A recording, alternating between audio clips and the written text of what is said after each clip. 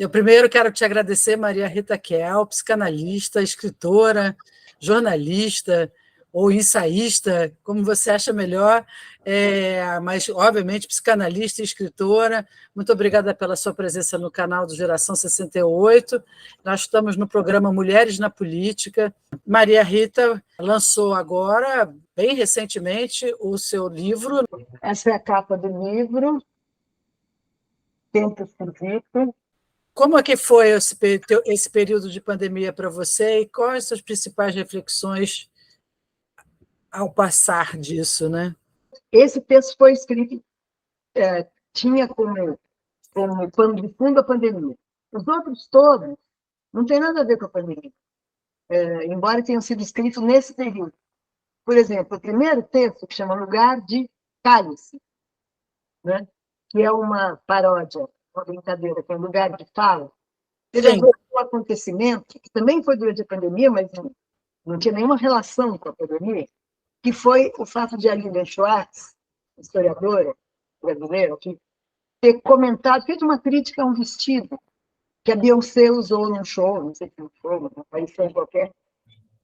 E uma crítica, como uma mulher pode dizer para outra: esse vestido está meio brega, enfim, esse vestido está provocante demais, olha lá, está brilhante demais. Enfim, ela fez uma crítica ao vestido da Beyoncé. E o movimento negro se oriçou total, dizendo que ela não tinha lugar de fala para falar da Beyoncé, porque ela é branca. E aí, esse texto é um texto que discute muito essa ideia do lugar de fala. Embora, em algumas questões pontuais, ela seja pertinente, mas se você pensar, levar a sério, que nós só podemos falar daquilo que tem a ver também conosco, que nos diz respeito, eu posso falar de uma mulher negra. Vamos dizer, uma mulher negra de extrema-direita que está falando um monte de abobrinha, eu critico, mas eu não tenho lugar de fala porque eu não sou negra. Não é? Ou um homem falando de uma mulher, ou um amigo homossexual, por exemplo, que eu quero elogiar, mas eu não posso porque eu não sou homossexual. Então, como é que eu posso falar dele mesmo, elogiosamente, etc. Então, o que eu critico aí é essa ideia que compartimentaliza a comunicação humana. Né?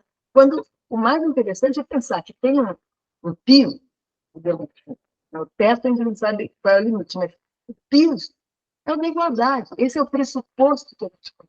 A igualdade no sentido da dignidade, no sentido da liberdade. Né? Então, não é uma igualdade, não somos todos iguais. Mas eu posso falar de igual para igual, eu costumo fazer isso, eu gosto de fazer isso, formação política, o mendigo que está na rua pedindo esmola. Eu não só jogo uma esmola. Eu pergunto, como é que você veio parar aqui? Você trabalhava antes? Como é que está sendo? Enfim, é o meu semelhante. Não é? Não tem problema se ele tem problema no sentido que para ele é um problema estar morando na rua, mas não nos autoriza a conversar com ele o fato de que nós temos lugares tão diferentes socialmente. Qual é a sua opinião? Porque, como você está falando no lugar de fala, é muito interessante entender, a gente conversar sobre essa divisão que há entre o pensamento de uma extrema-direita, não só no Brasil, como no mundo inteiro, né, de valores morais ligados a lutas históricas, como é da mulher, como é do negro, como é de homossexuais.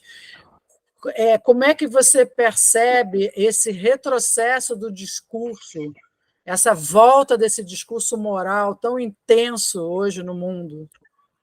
Olha, eu não sei se eu posso falar do mundo, acho que é meio mundo para mim. Sim, mas o Brasil seja.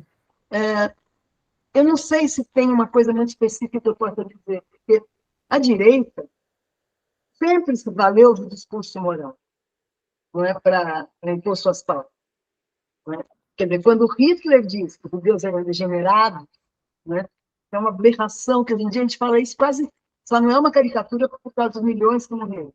Mas ele está falando de valores morais, né? Não de outra coisa. Valores morais que ele está supondo que são morais, mas uma porção de gente aderiu. Né? Então, a questão da política para a moral é uma questão muito complexa, não tenho nenhuma análise muito importante sobre isso, mas eu gostaria de deslocar a questão da política é ética, não é moral.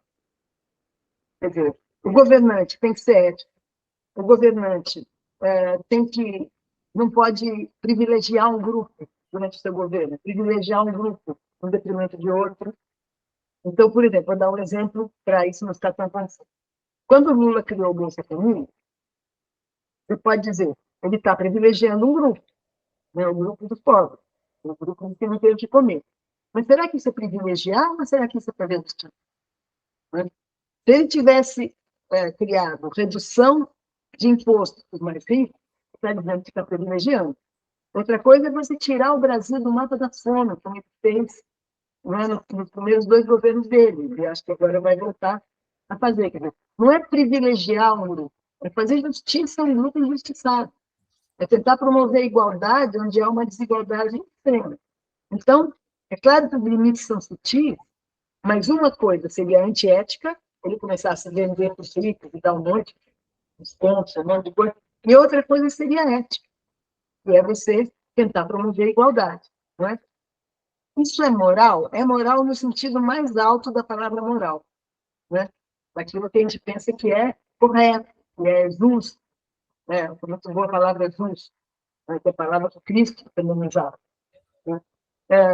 O que é inapropriado, me parece, é você considerar começar a considerar que os gays são imorais. Né?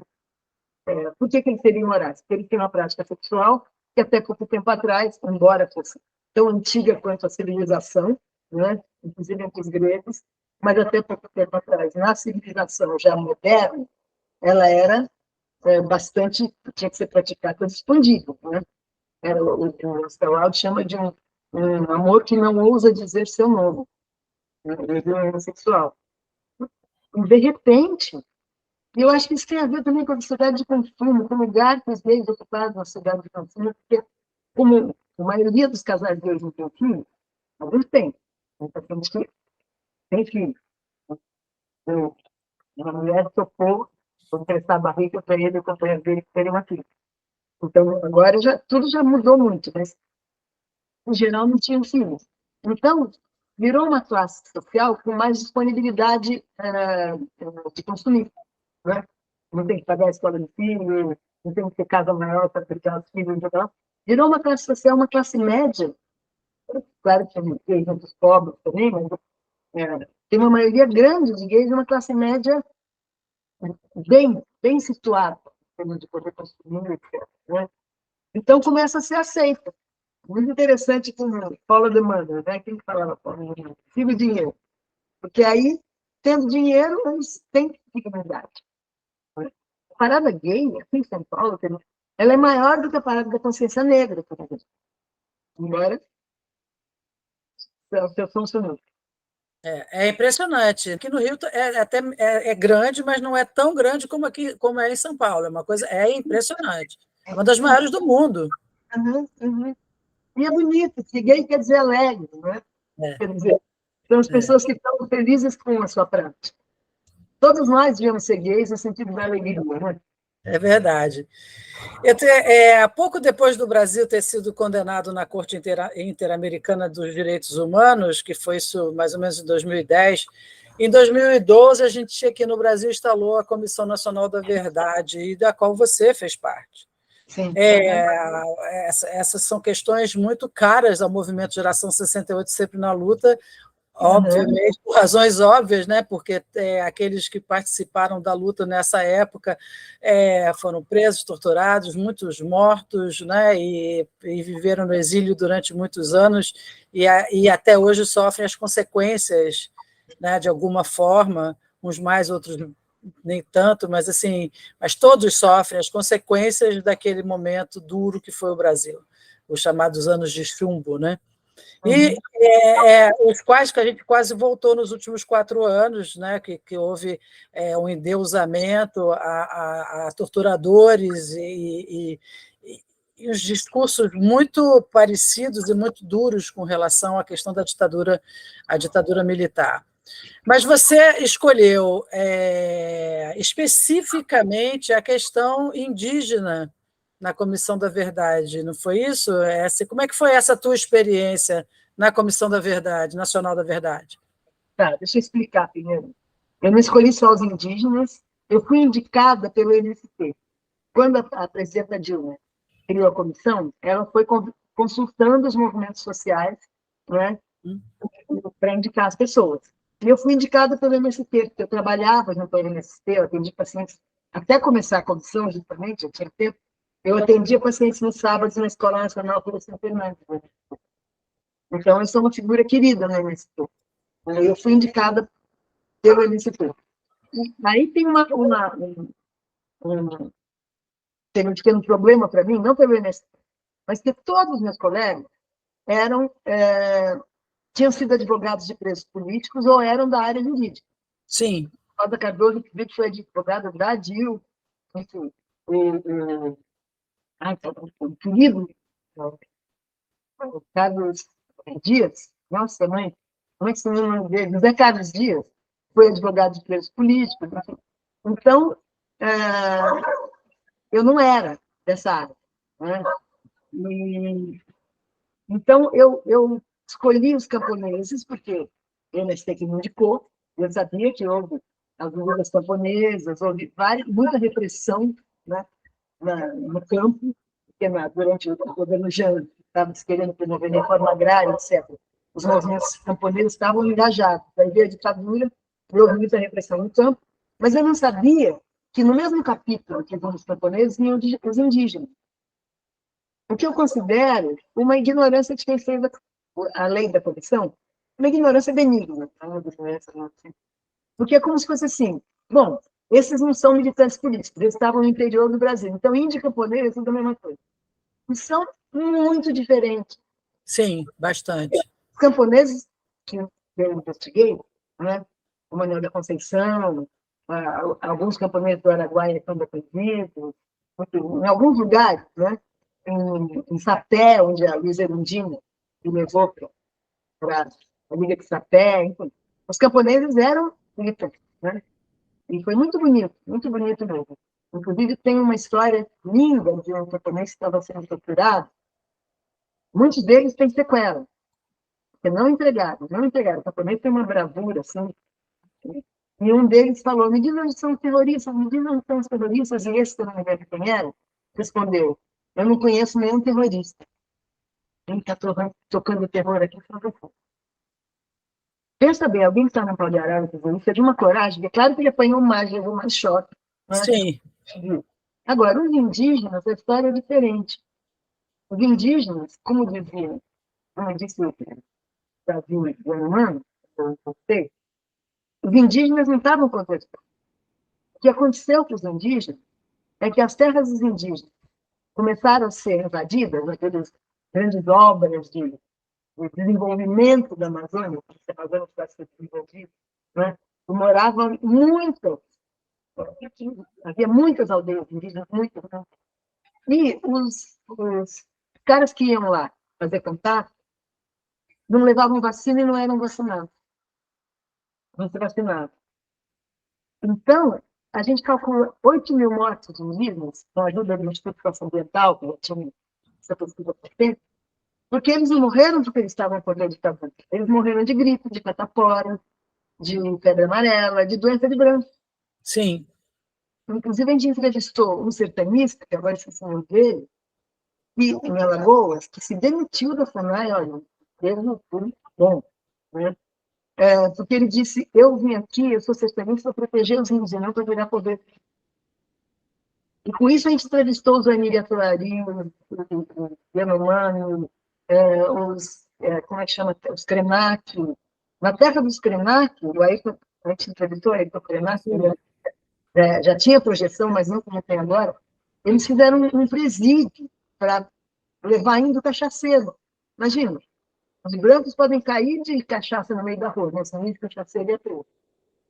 Então, essa foi a minha investigação da Comissão da Verdade. Eu aprendi muito, muito mesmo. Está no relatório, e para quem quiser, não quiser ler o relatório todo, eu tenho depoimentos, tanto do capítulo 1 quanto do capítulo 2, eu posso enviar. Né? Você responsabiliza, alguém tem que ser culpado isso, não é? só uma pessoa, né? Quer dizer, você tem que culpar o Estado e ser feito justiça de alguma forma. Então, é isso que a gente trabalha na questão da Comissão da Verdade hoje, para uma questão para a lei, que é a justiça de transição se manter enquanto uma lei de Estado. Né? Fala. Tá, duas coisas. Primeiro, a Comissão da Verdade hoje não existe mais. Sim. Não há mais Comissão da Verdade. A gente pode falar do que ela pôde fazer, né? Conseguimos pedir uma extensão de 6 meses, que 2 anos estava pouco, mas não tem mais Comissão da Verdade hoje. Gostaria que você analisasse como que uma democracia vive sem ter um processo justo. Né? A Alemanha teve o seu julgamento de Haia, né? A Argentina ainda está tendo, como você disse, seus julgamentos, e a gente não teve julgamento. Né? Então, o Brasil, no geral, é um país que vai deixando barato, não é?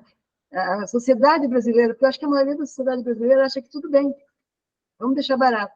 Primeiro, nós tivemos o país que teve o maior período de escravidão, nós tivemos 3 séculos de escravidão. Sim. 3 séculos. Gente vindo forçada, morrendo nos porões dos navios, apanhando de chicote para trabalhar, passando fome, enfim, tudo que a gente sabe da escravidão. Como é que a nossa escravidão acabou? Acabou. Nos Estados Unidos, por exemplo, quando acabou a escravidão, em alguns países do Sul, o Estado deu direito a esses descendentes de africanos de terem um pedaço de terra e um animal de criação. Por isso que a produtora do Spike Lee, como chama a produtora do Spike Lee, você sabe? Não me lembro. Chama 3 Acres and a Mule, 3 acres e uma mula. Ah, sim. A produtora. A produtora. Então. Produtora, empresa. Ah, isso, sim. Produtora.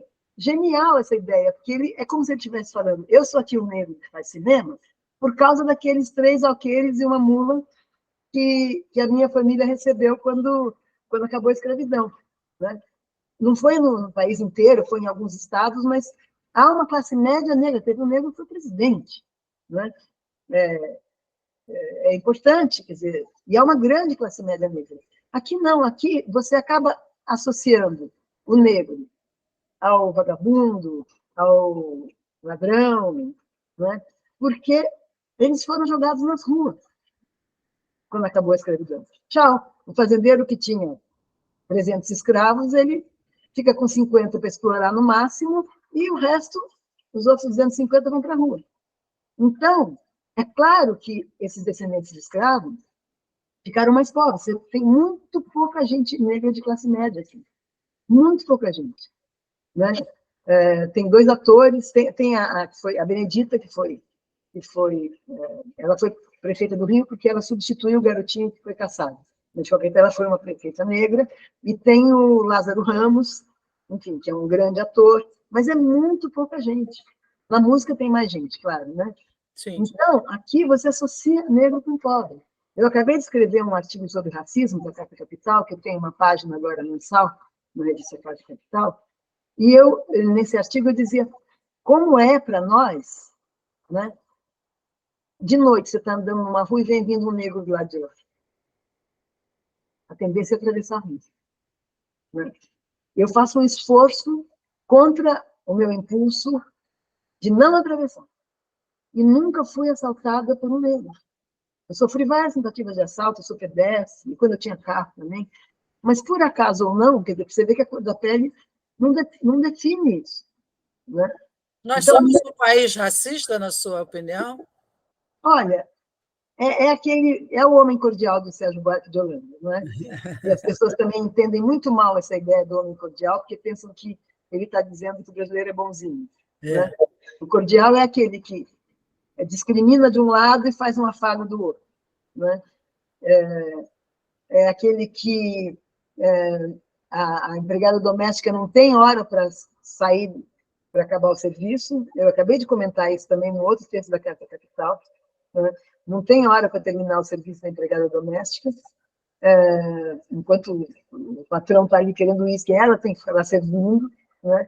E, ao mesmo tempo, diz, mas ela é como se fosse da família. Mas se ela fosse da família, ela tinha hora para dormir, ela podia dormir na hora que ela estivesse cansada. Né? E quando o governo Dilma, acho que foi o governo Dilma, me corrija, promulgou a PEC das domésticas, que implicava em vários direitos, né? O salário tinha que ser regulado, ela tinha que ter horário de trabalho, tinha que ter dias de folga. E a Danusa Leão fez um comentário, ela tinha uma coluna, e fez um comentário dizendo, acho que foi 2013, não tenho certeza, fez um comentário horrível, dizendo que ela achava justo, sim, que as domésticas pudessem sair mais cedo, mas se elas tinham seu direito, nós também temos. Por exemplo, ela tem um amigo velhinhos que costumavam tomar um chá antes de dormir. Se a doméstica tinha direito ao seu descanso, os amigos dela também tinham direito ao chá. Então, como é que ficava? Quer dizer, ela estava equiparando fazer um chá, que é uma coisa que, se a empregada desse uma aula de 3 minutos, os patrões aprendiam, o que já é uma aberração que eles nunca tivessem pisado na cozinha. Né? Ela está equiparando esse direito de tomar um chá, podia ser perfeitamente resolvido, com o direito dela ter o seu horário de trabalho regulamentado.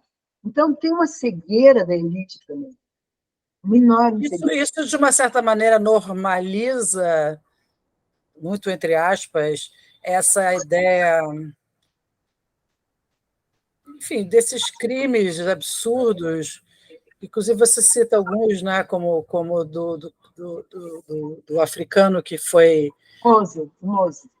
né, aqui no Rio de Janeiro, e o outro que foi colocado numa câmara de gás dentro do carro, né, Genival, né, que foi pela PRF, aí é o Estado, né, quer dizer, representantes do Estado fazendo uma câmara de gás para ele morre. Isso aí, assim, é um negro, é um pobre, isso normaliza um pouco. Genivaldo era negro também?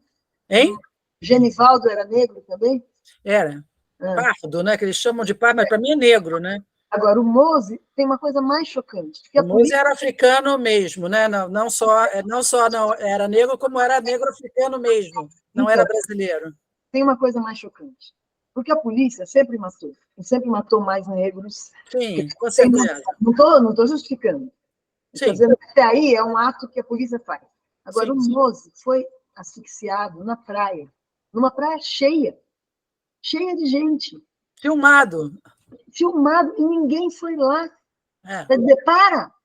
2 caras segurariam. Se o cara é fortão, o cara que estava enforcando, 2 rapazes, 2 surfistas tiravam o braço dele. Se ele estivesse judiando de uma menina loira, a praia se voltava em volta dele. Né? Ou mesmo de um surfista loirinho. Ele estava judiando de um africano e as pessoas ficaram estarrecidas, não estou dizendo que aprovaram, mas foi até ele morrer, ninguém interviu. Isso até hoje, quando eu falo, me magoa pessoalmente, me dá uma tristeza. Imagina que imensa, tristeza imensa. Claro, o crime, quando ele é uma prática muito explícita, não é? Mas como atitude individual, sentimental, afetiva, digamos, isso de atravessar a rua quando vem um negro, né? É mais do ponto de vista afetivo. Você não pode processar alguém que atravessou a rua quando vê um negro. No entanto, esse negro sabe que essa pessoa que está vindo, normalmente, e atravessa quando ele aparece, ele sabe que é racista. O Nelson Mandela dizia: ninguém nasce odiando o outro, né? Para ser racista é preciso aprender Mas a pessoa que atravessa a rua para evitar um negro, não necessariamente ela odeia, ela está acostumada a temer. Ela associou o negro com bandido. Não necessariamente é ódio. Claro que existe ódio, existe racismo de ódio, existe esse chefe que sufocou o Mozart. Imagina, né? Como é que existe uma forma de transportar essa ideia da justiça que é para a família, de um ente que perde outro, que precisa de justiça para o seu próprio conforto? Dá para amplificar essa ideia para uma população inteira? Está me fazendo perguntas muito difíceis que não são da minha área, então eu vou ter que chutar muito. Não, vamos perguntar mais dos textos. Então, é para isso mesmo, a gente pensar um bocadinho. Não, eu pensei que você ia falar mais dos textos do livro. Eu acho que tem que sim. Não sei se dá ou se não dá, vamos perguntar para os juristas isso. Mas a justiça, ela é universal, ela deve valer para todo mundo. Quando ela não vale para todo mundo, ela deixa de ser, no amplo sentido da palavra, ela deixa de ser justiça. Né? Justiça só para alguns não é justiça. Então, é claro que ela tem que ser universal, é claro que ela não pode fazer diferença. Agora, vai falar isso para o juiz. Né? Isso é mais difícil. Uhum. Você fala, vamos voltar para o seu livro um Tá, pouquinho. Você, pouquinho. Eu falo desses dois mal-entendidos. Isso eu faço questão de, já que você me abriu a porta para eu entrar nesse assunto, eu falo de dois mal-entendidos. E eu faço questão de esclarecê-los sem pretensão, porque um deles é a banalidade do mal e o outro é o Homem Cordial, do Sérgio Buarque de Holanda. Né? o Homem Cordial a gente falou. A banalidade do mal, quando a Ana Arendt vai ver o julgamento do Eichmann, ela vai como repórter, é incrível, uma filósofa, e vai lá cobrir como repórter o julgamento do Eichmann. E o Eichmann justifica todos os crimes dele, dizendo que ele estava cumprindo ordem. E ela chama isso de banalidade do mal. Sim. A banalidade do mal é você fazer o mal sem se responsabilizar. Eu estava cumprindo ordem, porque você pode se recusar a cumprir ordem. Se alguém te manda torturar alguém, você pode sair de fininho, diz que está doente, pede demissão e não tortura. Não é? Então, isso é a banalidade do mal, quando todo mundo começa a entender assim, alguém chuta um mendigo, olha aí. Quer dizer, uma coisa é a maldade se banalizou. A maldade se banalizou no governo Bolsonaro, porque ele incentivava. Não é? Então, a maldade se banalizou. Um cara que faz arminha com a mão, o que ele está dizendo? Vamos matar, gente, isso aqui é bacana. Então, tem uma banalização da maldade, mas não é a banalidade do mal. E o outro critério, que é o homem cordial, né, do Sérgio Buarque, não é também o homem bonzinho. Né? É o homem que é o patrão cordial, digamos, até o nome de uma peça da Companhia do Latão, que é uma companhia de teatro de esquerda aqui de São Paulo, muito boa. O homem cordial é aquele que explora, mas dá alguns benefícios, tipo, no dia que a mulher fica doente, ele leva no carro dele para a maternidade. Isso eu vivi num carnaval em Salvador, num bar, que ficava aberto a noite inteira. Ficava aberto a noite inteira. E quando a gente ia lá, tinha um banco no corredor que dava para o banheiro, tinha sempre alguém dormindo lá. E eu perguntei uma vez para um garçom, ali é o banco dos bêbados? Ele falou, não, é que no carnaval a gente trabalha direto e de vez em quando a gente dá uma dormidinha ali. Eu falei, vocês trabalham 24 horas durante 5 dias? Sem ganhar hora extra? Dona, mas o patrão é tão bonzinho. Quando a minha mulher ficou grávida, ele levou no carro dele para a maternidade. No caso do Moza, não, porque não foi um crime de Estado, foi um crime de ódio, né?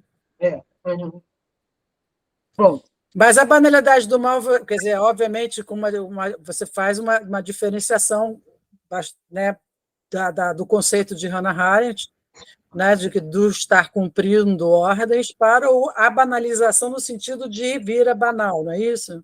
A banalização da maldade. Banalização? Da maldade. Não é a banalidade do mal, no sentido do que a Arendt falou. É a banalização da maldade. A maldade se banalizou. A maldade se banalizou. E precisa ter um jeito disso mudar. Isso aí é toda uma mudança de pensamento de um povo inteiro, né? Uhum. Uma reconstrução de pensamento. Nesse ponto, a internet ajuda ou atrapalha? Porque o discurso de ódio na internet também é muito forte, né? Mas faz umas perguntas que eu saiba responder. Não tem nada a ver comigo. Eu também não saberia responder. Eu só questiono. A internet, eu tenho a impressão que vai ter que se tornar um território regular. Não sei, eu sou sempre contra intervenções, tudo, mas não pode ser um lugar onde você incita a assassinar alguém, por exemplo. Né? Tem que ter alguma ética no uso desse poderoso instrumento de comunicação. Mas não sou eu que posso decidir, porque eu não sou jurista. Eu só acho que do jeito que está, ele pode ser usado de uma maneira devastadora.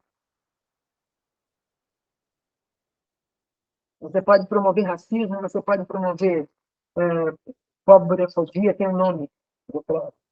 Pode promover chacina, você pode fazer tudo na internet.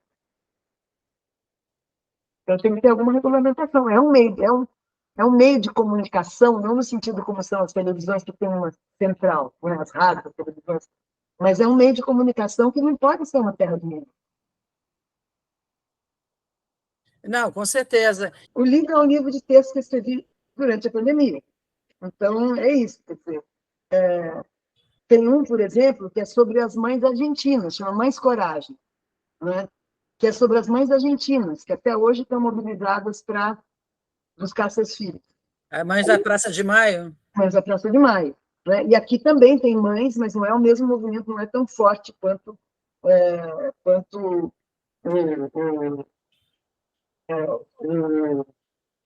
movimento na Argentina. Aliás, uma coisa importante também, a Argentina, que teve muito mais mortes desaparecidos do que aqui, porque teve muito mais militantes também, quando acabou a ditadura, julgou militar.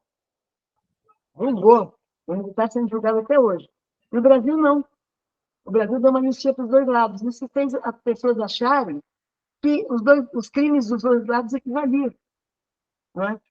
Sendo que uma coisa é ser um militante e matar um guarda policial, eu sou criminoso, mas é um crime comum. Eu tenho que ir preso, enfim, não é para matar. Civil que mata alguém, ele é um crime comum. Um militar que mata, principalmente, não em confronto, né? Mas que mata no Brasil, na tortura, nas cadeias, alguém sob custódia da polícia militar, o preso está sob custódia, ele tem que ser, tá bom, ele é detido, porque ele pode ser ladrão, estuprador, sei lá, às vezes pode estar preso injustamente, como acontece tanto às vezes, mas, de qualquer maneira, ele tem que ser preservado ali. Ele tem que ter direito à comida, à bebida, à segurança e ao repouso. Né? Ele está sob custódia do Estado. E os presos morrem com tortura na cadeia sem... Se mata nas cadeias hoje, muito mais do que se matou em tortura durante a ditadura, com os militantes, né, contra a ditadura. Virou uma coisa institucionalizada. E ali ninguém olha para ninguém. Isso é verdade, e continua se matando muitíssimo. Eu acabei de saber que teve está tendo uma rebelião num presídio em Rio Branco. Cada vez que eu vejo isso, eu entro meio em estado de... Mas imagina os caras que se rebelam, sabendo o que pode acontecer com eles, imagina as condições que eles estão para eles se rebelarem. Imagina o desespero. Porque eles sabem que muitos deles vão ser mortos a tiro, mas mesmo assim eles se rebelaram. Mostra de novo a capa do seu livro, por favor. Eu vou depois colocar... Um manguezal com as raízes todas emaralhadas, que depois que eu escolhi essa capa. É muito bonita. É uma foto minha, na verdade. Uma foto sua, muito bonita. O meu irmão, que é o capista de todos os meus livros, tratou essa foto, ela está muito escura. É bonita, assim, eu gosto. E foi lançado sábado passado aqui em São Paulo. A editora? É Boitempo, porque é a editora de todos os meus livros. Uma editora... Então, todo mundo pode achar lá a coleção dos seus livros na editora Bom Tempo. E dentro desse bate-papo, a gente vai falando de um monte de coisas que eu acho que são relevantes, eu acho que você falou coisas muito importantes. Obrigada. Eu te agradeço muitíssimo. Você tem o nome da minha mãe. O que é? Você tem o nome da minha mãe. Ah, é? Você é a terceira pessoa na última semana que me diz isso. Eu acho que eu tenho o nome de mães. Bom, eu tenho 2 filhos. Tem uma geração de mães, Cecília. O meu nome... o meu nome... Não, primeiro que o meu nome... Agora eu acho que meio que voltou, né? Porque Cecília é um nome antigo, né? É. Mas é só Cecília também ou é Maria Cecília? Maria Cecília. Maria, né? Não, eu sou só Cecília. E minha mãe me deu meu nome em homenagem à padroeira dos músicos. Uhum. Tá bom. A leu, achou bonito e me deu o nome. Tá bom? Tá bom. Obrigada, Maria Rita. Obrigada. Obrigada a você.